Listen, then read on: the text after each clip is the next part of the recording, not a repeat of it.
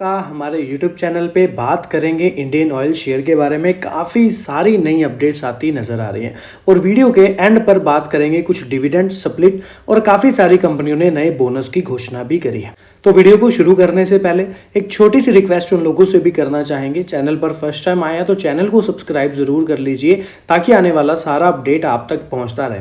तो फिर शुरू करते हैं आज की ये वीडियो। मैं हूं आपका दोस्त करण, स्वागत है आपका अपने ही चैनल। मॉस्को से बाहर निकलने का कोई रास्ता नहीं है। भारतीय तेल कंपनियों का 1.4 अरब डॉलर का डिविडेंड रूस में क्यों फंसा हुआ, थोड़ा सा समझने वाला पॉइंट है। भारतीय सार्वजनिक की जो तेल कंपनियां हैं, अगर आप पहले वीडियोस देखते हैं तो आसानी से समझ आएगा। जो 1.4 अरब डॉलर के सवाल का सामना कर रही हैं, रूस में पिछले 3 सालों से जमा हो रहा है अपनी डिविडेंड आय को कैसे वापस लाएं। भारत सरकार और कंपनियां इसका समाधान ढूंढने की कोशिश कर रही हैं, लेकिन अभी तक उन्हें सफलता नहीं मिली है। हालांकि उन्हें भरोसा है कि पैसा सुरक्षित है, क्योंकि जो रूस की तेल परिसंपत्तियों में जो उनका निवेश है या उससे प्राप्त जो डिविडेंड है वो नियमित अंतराल पर मॉस्को में जो स्थित एक भारतीय बैंक है उसमें कंपनियों के खातों में जमा हो रहा है। भी वे उस तक पहुंचने और उसका उपयोग करने में असमर्थ है।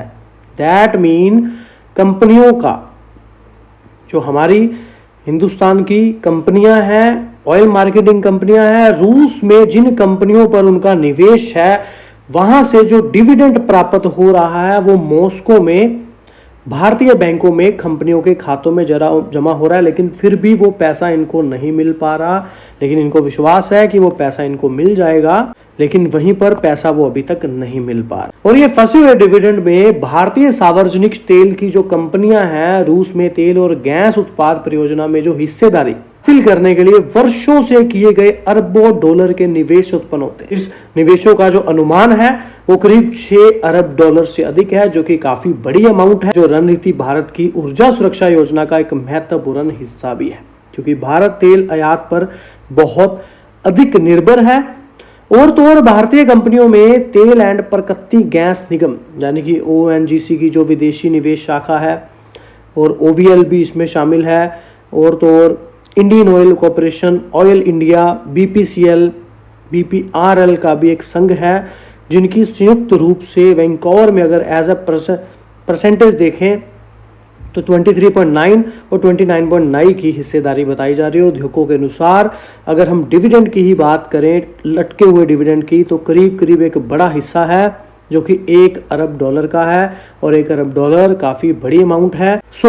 भारतीय कंपनियां अपनी रूसी संपत्तियों से नियमित लाभ प्राप्त कर रही हैं, लेकिन रूस यूक्रेन युद्ध शुरू होने के बाद से वे इस आय को वापस नहीं ला पा रहे हैं, क्योंकि वापसी में मूल बाधा फरवरी 2022 में रूस द्वारा यूक्रेन पर आक्रमण के बाद लगाए गए भुगतान चैनल संबंधित प्रतिबंध। तो वो जो युद्ध रूस और यूक्रेन के बीच चलता नजर आ, उसकी वजह से यहाँ पर बड़ी अमाउंट यहाँ पर ऑयल मार्केटिंग कंपनियों की फंसी, कहें ना कहें वो एक अलग बात है, लेकिन वो फिलहाल निकालने के लिए असमर्थ जरूर है। अगर ये अमाउंट कंपनियों के पास आता है तो आपको पता ही है, कंपनियां नए अवसर ढूंढती हैं, नई निवेश की घोषणाएं करती हैं। कंपनी उस पैसे को एज अ रिजर्व भी रख सकती हैं, और रिजर्व कंपनियों के पास सिर्फ ज़्यादा रहता है तो कंपनी बोनस डिविडेंड चीज़ें आसानी से दे पाती है। तो शायद हो सकता है ये भी एक बड़ा कारण हो जिससे कंपनियां डिविडेंड का भुगतान बहुत बढ़िया नहीं कर पा रही। वैसे तो बढ़िया ही है, लेकिन जैसे कि पिछली वीडियो पर जो ये 3 रुपये का डिविडेंड देखने के लिए मिला, जो कि यहाँ पर फिलहाल 30 तारीख से पहले आ जाना चाहिए अकाउंट्स में, कईयों ने यहाँ पर हमें कमेंट में भी पूछा था। और तो लोगों का जो कहना था काफ़ी सारे सब्सक्राइबर्स का कि 3 रुपये का डिविडेंड बहुत कम दिया गया है, तो शायद ये भी एक बड़ा कारण हो सकता है। शिपिंग कॉर्पोरेशन ऑफ इंडिया के BPCL, HPCL and Indian oil IOCL के साथ एक समझौता ज्ञापन पर हस्ताक्षर किए, और काफ़ी अच्छी रैली हमें इंडियन ऑयल में आती नजर भी है। इस सहयोग का उद्देश्य एक साथ मिलकर ऐसे बड़े बेड़े का निर्माण और संचालन करना है जो कि आत्मनिर्भर भारत के दृष्टिकोण को साकार करेंगे, भारत की नौवहन क्षमता को मजबूत करेंगे, देश की ऊर्जा सुरक्षा में भी सुधार लाएंगे। इस समझौते ज्ञापन के तहत कंपनियां संयुक्त रूप से जहाजों का अधिग्रहण यानी कि जो शिपिंग यहाँ पर समुद्री जहाज जो यहाँ पर चलते हैं, जिसके साथ साथ अंतर्राष्ट्रीय व्यापार हमें देखने के लिए मिलता है, जो कि क्रूड ऑयल, कच्चा तेल या जो भी यहाँ पर बाहर देशों से मंगवाया जा रहा है, समुद्र के रास्ते से, तो उन जहाज़ों का अधिग्रहण करना और संचालन भी करना और स्वामित्व भी करना, यानी कि मालिक बनना और प्रबंधन भी करना। सो इन जहाज़ों का उपयोग अंतर्राष्ट्रीय व्यापार के साथ साथ पेट्रोलियम और पेट्रोलियम उत्पाद, पेट्रोकेमिकल एंड अन्य हाइड्रोकार्बन के साथ तटीय परिवहन के लिए किया जाएगा। तो एक बड़ा कोलैब इंडियन ऑयल का शिपिंग कॉर्पोरेशन ऑफ इंडिया के साथ होता हमें नजर आ रहा है। और बात कर लें अगर क्रूड और ब्रेंट की, तो भारत और चीन की कंपनियों पर ईयू की कड़ी नजर है। कच्चा तेल $65 के करीब जो देखने के लिए मिल रहा है। तेल बाजार ने भी लगातार 3 दिन की तेजी के बाद स्थिरता दिखाई है। जैसे कि मैंने आप लोगों को पहले भी बोला, अगर इंडियन ऑयल कच्चा तेल की बात करें, कच्चा तेल हमें यहाँ पर 70 से अबव जाता नजर नहीं आता, तो दैट मीन इंडियन ऑयल या फिर ऑयल मार्केटिंग कंपनियों के लिए बेनिफिशियल है। मार्जिन्स काफी अच्छे देखने के लिए मिलते हैं। हाल ही में यूक्रेन ने रूस का सेराटॉप रिफाइनरी पर भी हमला किया, जिससे देश की कच्चे तेल की उत्पादन क्षमता पर महामारी के बाद सबसे नीचे स्तर पर पहुंच। इसके बीच अगर ओपेक प्लस ग्रुप की बात कर लें, तो उन्होंने भी तेल उत्पाद की वापसी ने बाजार की सप्लाई बढ़ाने का संकेत दिया। विश्लेषकों का भी अनुमान है अगर यही रफ्तार बनी रही तो साल के अंत तक वैश्विक तेल बाजार में सप्लाई आने की स्थिति बन सकती है। यूरोपियन संघ यानी कि ईयू भी रूस पर दबाव बनाने के लिए नई प्रतिबंधों की तैयारी में है। ईयू, भारत और चीन उन कंपनियों पर कार्रवाई करने का विचार कर रहे हैं जो कि रूस की तेल बिक्री में मदद। लेकिन मेन पॉइंट को समझें तो मेन पॉइंट यहां पर है कि अमेरिका में भी तेल बाजार में अहम आंकड़े सामने जो आए हैं। इंडस्ट्री की रिपोर्ट के मुताबिक कच्चे तेल भंडार में 3.4 मिलियन बैरल की गिरावट दर्ज हुई है और आधिकारिक आंकड़े भी इस रिपोर्ट की पुष्टि करते हैं कि पिछले 1 महीने में भंडार की सबसे बड़ी कमी हो। सो इस तरह से यहाँ पर जो है सिनेरियो बनता नजर आ रहा है कच्चे तेल का। और फिर इंडियन ऑयल का कोलैब ही हुआ है, जैसे कि मैंने आपको पहले भी कहा था। अगर टेक्निकल वाइज भी इंडियन ऑयल की बात कर लें तो RSI यहाँ पर 70 के करीब आती नजर आ रही है। अगर 70 से अब निकलती है तो दैट मीन खरीदारी ज्यादा हो चुकी है, बिकवाली कभी भी आ सकती है। डे 10 मोमेंट स्कोर की बात करें तो कहीं ना कहीं ग्रीन जोन में आता नजर आ रहा है। MACD सिग्नल ऑल्सो ग्रीन है। That mean technical wise trend अभी भी बुलिश है। बायर्स कहीं ना कहीं स्टॉक में एक्टिव होते नजर आ रहे हैं। RSI में भी प्राइस स्ट्रेंथ बनती नजर आ रही है। बाकी नो डाउट लंबे समय के लिए स्टॉक अच्छा है। नीचे की तरफ अगर 100 रुपए भी निवेश करना है तो 5-5 करके 20 बार में निवेश करें। जैसे जैसे स्टॉक 1-2 5-5 मिनट गिरता है, थोड़ा थोड़ा एक्यूमुलेशन करते रहें ताकि नीचे के लेवल में एक अच्छा एक्यूमुलेशन लेवल बनता रहे और लंबे समय में अच्छे रिटर्न बनते नजर आ सके। 2 चीजें बहुत डिपेंड करती हैं। पहला क्रूड ब्रेंट के प्राइस और सेकंड कंपनी के रिजल्ट क्या रह रहे हैं क्वार्टरली की बात करें तो महारत्ना कंपनी ने 1 लाख रुपए के बना दिए 47 लाख रुपए, 4 बार बांटे हैं बोनस। तो Maharatna company Indian oil corporation ने लंबी अवधि का नजरिया रखने वाले निवेशकों को मालामाल कर दिया। इंडियन ऑयल कॉर्पोरेशन ने पिछले 20 साल में शेयर धारकों को 56 रिटर्न दिया है। उन्होंने पिछले 20 साल में 1 लाख रुपए के निवेश को 47 लाख रुपए से ज्यादा का बना दिया। महारत्ना कंपनी ने यह कमाल बोनस शेयरों के दम पर दिखाया। पिछले 20 साल में इंडियन ऑयल कॉर्पोरेशन ने निवेशकों को 4 बार बोनस शेयर का तोहफा भी दिया। Maharatna company Indian oil corporation limited के शेयर 16 सितंबर 2005 को 36.25 रुपए पर थे। और अगर किसी व्यक्ति ने 16 सितंबर 2005 को इंडियन ऑयल कॉर्पोरेशन के शेयरों में 1 लाख रुपए लगाए होते तो उसी कंपनी के 2755 शेयर मिलते। यानी कि इंडियन ऑयल कॉर्पोरेशन ने पिछले 20 साल में अपने निवेशकों को 4 बार बोनस शेयर का तोहफा दिया। और अगर इन बोनस शेयरों को जोड़ लें तो कुल शेयरों की संख्या बढ़कर 33,060 पहुंच जाती है। और इंडियन ऑयल कॉर्पोरेशन के शेयर में 12 सितंबर यानी कि 2025 को BSE में 142.65 पर बंद हुए हैं। अगर उस हिसाब से 33,060 शेयरों को मौजूदा वैल्यू देखें तो 47 लाख से ज्यादा पहुंच जाती। पिछले 20 साल में अपने शेयर धारकों को 4 बार बोनस शेयर दिया। अक्टूबर 2009 में कंपनी ने निवेशकों को 1.1 के अनुपात में बोनस शेयर जारी किए। कंपनी ने हर शेयर पर 1 शेयर पर बोनस शेयर बांटा। फिर अक्टूबर 2016 और मार्च 2018 में भी कंपनी ने 1.1 रेशो में बोनस शेयर दिए। इंडियन ऑयल कॉर्पोरेशन ने जून 2022 में भी 1.2 के अनुपात में निवेशकों को बोनस शेयर दिए। यानी कंपनी ने हर 2 शेयर पर 1 बोनस शेयर बांटा है। महारत्ना कंपनी इंडियन कॉर्पोरेशन ने अगस्त 2003 में भी 1.2 के रेशो में बोनस शेयर बांट चुकी है। हालांकि हमने अपने कैलकुलेशन में केवल 20 साल में दिए गए बोनस शेयरों को शामिल किया है। हमने अपने कैलकुलेशन में कंपनी की तरफ से दिए गए डिविडेंड को शामिल नहीं किया। अगर डिविडेंड की अमाउंट भी देखें तो वो एक अलग सिनेरियो जो है बनता नजर आएगा। अकेला बोनस ही कंपनी का 1 लाख रुपए का 20 साल में 47 लाख रुपए करने का दम दिखा चुका है। आगे का सिनेरियो समझे तो आगे के लिए देखिए बहुत सारी चीजें हैं। क्रूड ब्रांड के प्राइजेस, कंपनी के क्वार्टरली रिजल्ट, अब कंपनी देखिए ग्रीन एनर्जी, रिन्यूएबल एनर्जी पर भी फोकस बढ़ाती नजर आ रही है। सो निवेश आगे बढ़ता जा रहा है। कहीं ना कहीं साहनी जी काफी कोशिश कर रहे हैं, काफी प्रयास कर रहे हैं, जो कि पिछले एक महीने में हमने उनकी सारी स्टेटमेंट लगभग आपके साथ शेयर करी ही हैं और आगे भी की ही हुई हैं। इंडियन ऑयल में अगर पीयर कंपैरिजन करें तो यहाँ पर रिलायंस के बाद सबसे यहाँ पर मार्केट कैप बढ़ती यहाँ पर नज़र आ रही है। उसके बाद बीपीसीएल, एचपीसीएल भी कंपनियाँ यहाँ पर नज़र आ रही। लेकिन अगर इन सभी सेक्टर के वाइज समझें, पीयर कंपैरिजन करें तो पी रेशो जो है वो वैल्यूएशन यहाँ पर 16.84 की निकल करके आ रही। लेकिन इंडियन ऑयल अगर पी रेशो के अकॉर्डिंग समझें तो फिलहाल हमें 12.61 पी रेशो देखने के लिए मिल रही। अगर बीपीसीएल, एचपीसीएल के कंपैरिजन करें तो वो स्टॉक फिलहाल ज़्यादा सस्ते हैं अकॉर्डिंग टू पी रेशो। अगर इंडियन ऑयल की बात करें, वैसे तो 10 से नीचे अगर पी रेशो तो वेल एंड गुड रहता है, तो कहीं ना कहीं अगर पी रेशो के अकॉर्डिंग ही समझें तो थोड़ा सा स्टॉक अभी भी महंगा है। लेकिन ऑल ओवर स्ट्रक्चर समझें तो यहाँ पर एक करीब बहुत ज़्यादा महंगा नहीं है। इसके अलावा समझें तो कंपनी के पास इन एवरी ईयर एक अच्छे रिजर्व बनते नजर आ रहे हैं। देखिए कंपनी का रिजर्व हमें बढ़ता नजर आ रहा है। मार्च 2024 से मार्च 2025 में बहुत ज़्यादा ग्रोथ तो नहीं हुई रिजर्व में, लेकिन ग्रोथ हुई है। समझे तो रिजर्व अगर कंपनी के पास अच्छा रहता है तो कहीं ना कहीं बोनस डिविडेंड चीजें देनी आसान रहती है कंपनी। शेयर होल्डर्स की बात करें तो मार्च के बाद जो एक गिरावट देखने के लिए बाजार में मिली थी, उसके बाद काफ़ी ज़्यादा यहाँ पर रिटेल ने भी जो है माल निकाला है। उसके अलावा यहाँ पर डीआई की होल्डिंग तो आपके सामने ही है, काफ़ी अच्छा स्टेक बढ़ता नजर आया है। कहीं ना कहीं एफआईआई ने भी अपना स्टेक स्टॉक में बढ़ाया है। यानी कि समझा जाए तो सिर्फ पब्लिक ही यहाँ से निकलती नजर आई है।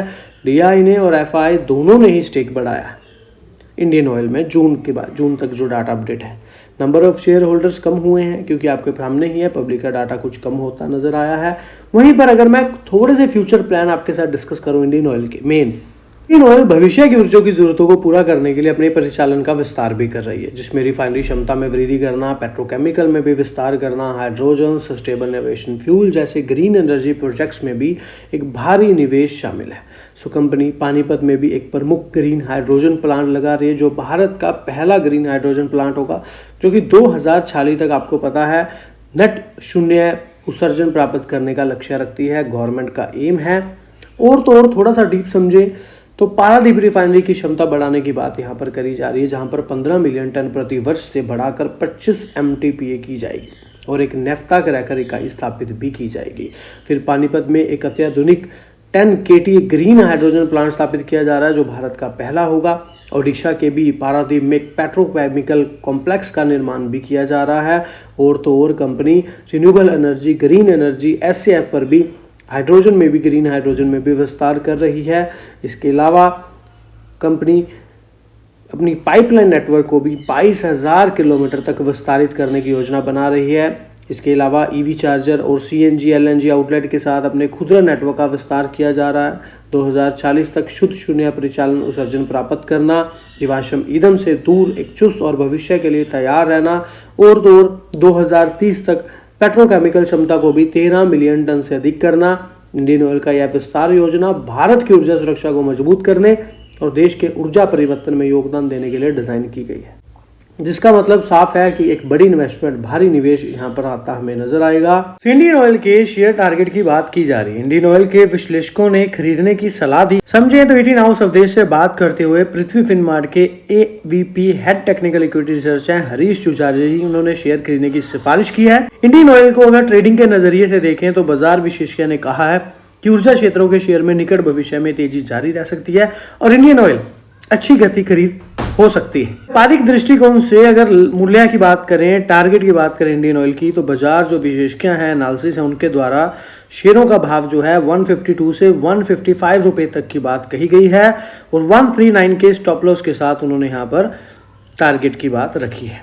वहीं पर इंडियन ऑयल के डिविडेंड की बात कर लें तो काफ़ी लोगों को ये डिविडेंड कब आता नजर आएगा, तो 30 सितंबर से पहले जो है डिविडेंड आता नजर आ सकता है अकाउंट्स। वहीं पर समझे तो कंपनी में अगस्त में 3 रुपए का डिविडेंड और फिर उसके अलावा इंडियन ऑयल ने जुलाई 2024 में भी 7 रुपए का डिविडेंड दिया और 2023 में इंडियन ऑयल ने 2 मौकों पर जो है डिविडेंड दिया था, जो प्रत्येक शेयर पर कुल 8 रुपए। फंड का चुकाने वाला डाटा आ चुका है, जहां पर अगस्त मंथ का कुछ डाटा अपडेट हुआ है।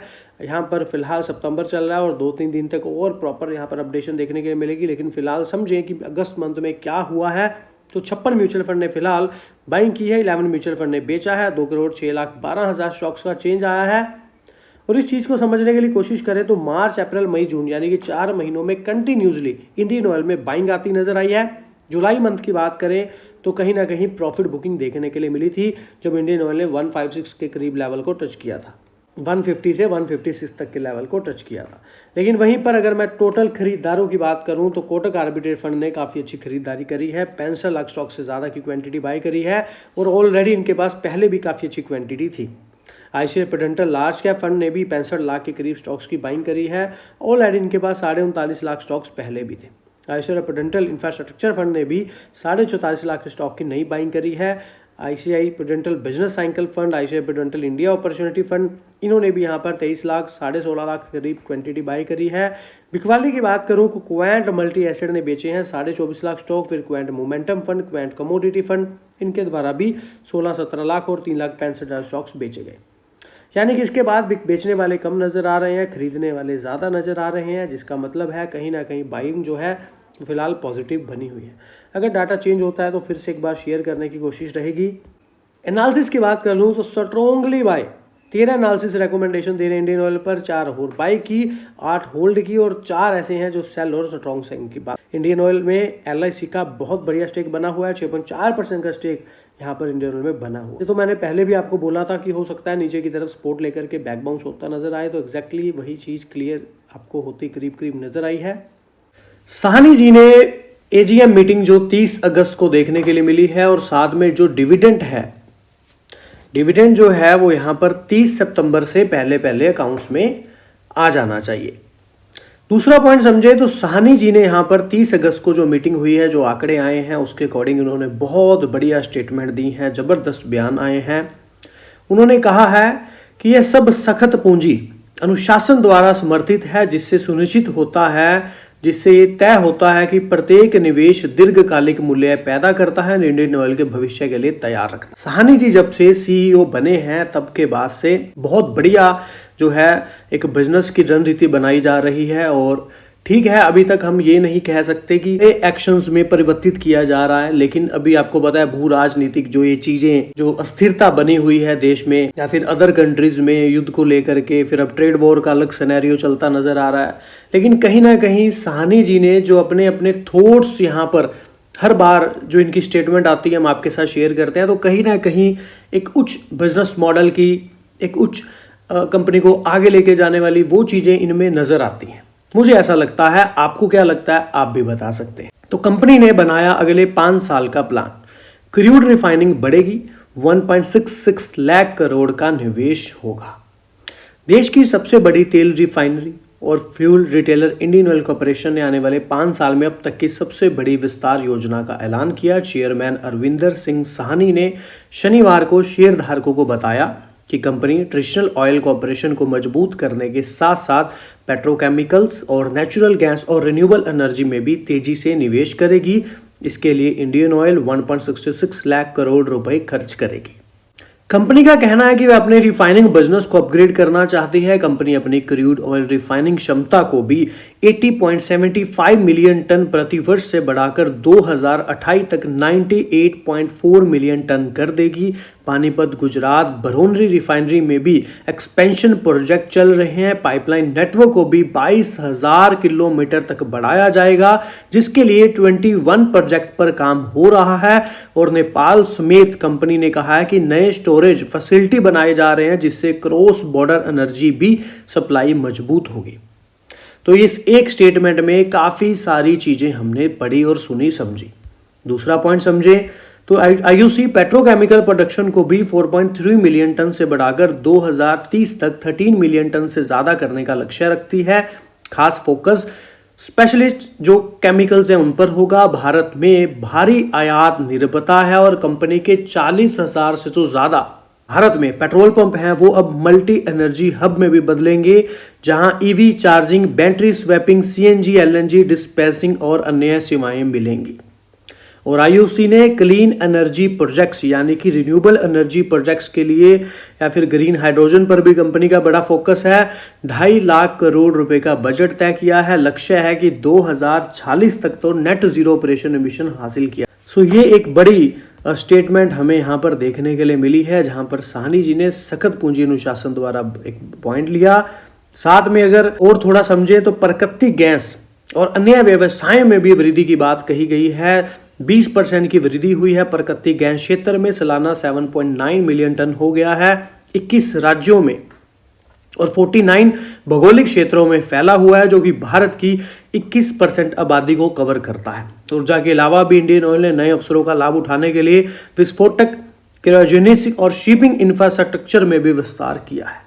जी ने यह भी कहा है कि रूस और यूक्रेन संघर्ष से लेकर मध्य पूर्व में शांति और अमेरिका में व्यापार बाधाओं तक भू राजनीतिक तनावों के बीच ये चुनौतियां पैदा की हैं और इंडियन ऑयल 2024-25 में 10 करोड़ टन से अधिक की रिकॉर्ड बिक्री हासिल की, जिससे इसके विशाल खुदरा नेटवर्क, पाइपलाइन और 15 करोड़ घरों तक पहुंचने वाली एलपीजी का समर्थन पर। एक अच्छी स्टेटमेंट साहनी जी द्वारा इन फ्यूचर ऐसी स्थितियों में दी गई है, जो कि एक बढ़िया बात है। लेकिन जैसे कि मैंने आपको इंडियन ऑयल पर लास्ट वीडियो में डिस्कस किया ही था स्टार्टिंग में पहले 5 मिनट की वीडियो में, कि आगे मुझे क्या लगता है कैसा सिनेरियो देखने के लिए मिल सकता है। चलिए, बहुत बार ऐसा हुआ है कि मैंने आप लोगों को बताया है कि 85% भारत अपनी ज़रूरतों का जो आयात है वो कच्चे तेल से करता है, ज़रूरतों को पूरा। लेकिन अब क्या पॉइंट्स हैं ऐसे जिनसे पता चलता है कि क्या यूज़ होता है कच्चे तेल से। तो सबसे पहला पॉइंट, पेट्रोल। गाड़ियाँ, ईंधन, बाइक चलाने में मदद करता है, रिफाइनरी में हल्के तेल से निकाला जाता है। दूसरा, डीजल। इसके अलावा कैरोसिन पर भी यहाँ पर बात की गई है, जहाँ पर ज़्यादातर जो हवाई जहाज हैं जिसके जेट ईंधन से उड़ते हैं, और पुरानी देहाती लालटेन और छोटा रूम हीटर भी इसका यूज़ होता है। इसके अलावा एलपीजी में भी खाना बनाया जाता है, घर में गर्मी दी जाती है, गैस चूल्हा, गर्म पानी का गीज़र, ट्रैकिंग के लिए छोटा स्टोव। तो ये सारी चीज़ें कच्चे तेल की ज़रूरत इनमें रहती है। प्लास्टिक की बात कर लें, बोतल, थैला, खिलौने जैसे सामान प्लास्टिक से बनते हैं और कच्चे तेल से आता है और बहुत मजबूत होता है। कोका कोला की बोतल, बाजार का प्लास्टिक बैग, बच्चों का हॉट व्हील्स खिलौना। और एस्फॉल्ट की बात करें तो सड़कें भी बनती हैं, जो हाईवे बनती हैं, जो काला पदार्थ इस्तेमाल होता है, जो कच्चे तेल का भारी हिस्सा है। इसके अलावा रबड़, टायर, जूते, खेल के सामान बनाने के लिए भी सिंथेटिक रबड़ बनता है, जो कच्चे तेल से आता है, जैसे कि सीएटी टायर, नाइकी के रबड़ शूज़, फुटबॉल की रबड़ पर। और तो और खेतों में फसल उगाने के लिए भी जैसे यूरिया आते हैं, कच्चे तेल से बने, केमिकल से बनते हैं, धान के लिए, गेहूं के लिए, मिक्स फर्टिलाइज सब्जियों के लिए। तो कच्चा तेल इसीलिए हमारे लिए बहुत ज़रूरी है। देखिए, दवाइयाँ और केमिकल, साबुन, डिटोल तक जैसी है, $650 उदाहरण के लिए। तो ये सारी चीज़ें देखिए तेल से ही बन रही हैं। लुब्रिकेंट्स भी गाड़ियों और मशीनों के इंजन को चिकना रखने वाला कच्चा तेल से ही बनता है। सो इस तरह से कच्चे तेल की ज़रूरतें भारत में काफ़ी पूरी की जाती हैं, इसीलिए कच्चा तेल काफ़ी इम्पोर्टेंट है। इसके महंगे और सस्ते होने से बहुत सारे बिजनेस में आपको चेंज देखने के लिए मिलता है। बहुत सारी कंपनियों के प्रॉफिटेबिलिटी पर असर पड़ता है। अगर ये कम होता है तो कंपनियां ज़्यादा मुनाफा कमाती हैं, क्योंकि कच्चा तेल सस्ता है। और अगर ये महंगा होता है तो कहीं ना कहीं महंगाई भी बढ़ने का कारण एक बनता है, और दूसरा कंपनियों के मार्जिन पर भी असर पड़ता है। इंडियन ऑयल पर बात करें तो आईओसी शेयर की कीमत पिछले 6 महीनों में 18% बढ़ती नजर आई है। बेंचमार्क निफ्टी इंडेक्स से भी बेहतर प्रदर्शन कर रहा है और इस अवधि में 8% भी बढ़ा। और इस बेहतर प्रदर्शन को कच्चे तेल की कमजोर कीमतों के माहौल और तेल विपणन कंपनियां यानी कि ऑयल मार्केटिंग कंपनियों के वित्त वर्ष 2026 में, जो कि एलपीजी के पीछे इनको काफ़ी नुकसान हुआ, उसकी भरपाई के लिए 30,000 करोड़ तक की प्रतिबद्धता से समर्थन मिला। ब्रोकरेज फर्म अलारा कैपिटल ने इंडियन ऑयल पर खरीदे बाइंग की रेटिंग दोहरा दी और इसके लक्ष्य मूल्य को 10% घटाकर 193 कर दिया। कटौती के बावजूद लक्ष्य अभी भी मौजूदा स्तरों से 38% की संभावित बढ़त का संकेत देता है और अलारा ऑयल मार्केटिंग कंपनियों पर पॉजिटिव बना हुआ है। वित्त वर्ष 26 में कच्चे तेल की कीमतें $70 प्रति बैरल से नीचे रहने की उम्मीद का हवाला दे रहा है और इसका दृष्टिकोण मजबूत दीर्घकालिक एकीकृत मार्जिन पर भी आधारित है और पिछले 5 वर्षों में औसतन 2900 टन प्रति की तुलना में 3500 प्रति टन से अधिक अनुमानित है।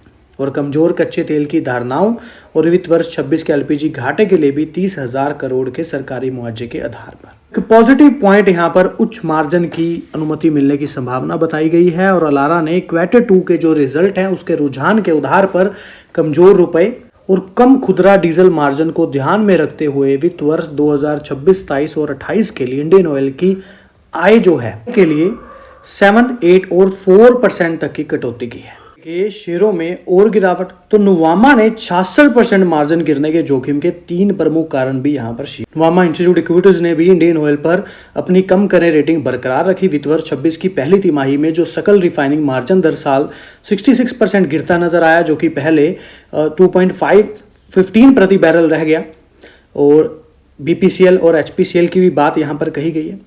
ब्रोकरेज ने शेयर के लिए 130 रुपए का लक्ष्य मूल्य रखा है, जो मौजूदा बाजार वैल्यू से 60% की गिरावट दर्शाता है। इसके अलावा ब्रोकरेज हाउस को उम्मीद है नुवामा को कि वित्त वर्ष 26 में जो रिफाइनिंग, पेट्रोकेमिकल विस्तार और परियोजनाओं पर 33,500 करोड़ के पूंजीगत व्यय अनुमान ऊंचा बना रहेगा, लेकिन इससे आरओसी पर दबाव पड़ेगा और कंपनी का कर्ज भी बढ़ सकता है। ईबिटा भी बात करें, शुद्ध लाभ अनुमान से भी कम देखने के लिए मिला। इनके अकॉर्डिंग यहाँ पर जो नुवामा की रिपोर्ट सामने आती नजर आई है। हालांकि बीपीएसएल, एचपीसीएल की तुलना में इंडियन ऑयल ने पहली तिमाही में बाजार हिस्सेदारी बढ़ाई है और इसके अलावा एलपीजी अंडर रिकवरी पहली तिमाही के 3700 करोड़ रुपए से बढ़कर 23,600 करोड़ रुपए हुई। यानी कि एलपीजी के पीछे हर सिलेंडर पर इनको करीब 200 रुपए का नुकसान हो रहा था। तो अगर पहले वाले की बात करें तो 3700 करोड़ रुपए रिकवरी हुई थी, लेकिन इस बार कंपनी ने 23,500 करोड़ की रिकवरी की है और एलपीजी क्षतिपूर्ति पर अधिक जानकारी का इंतजार है।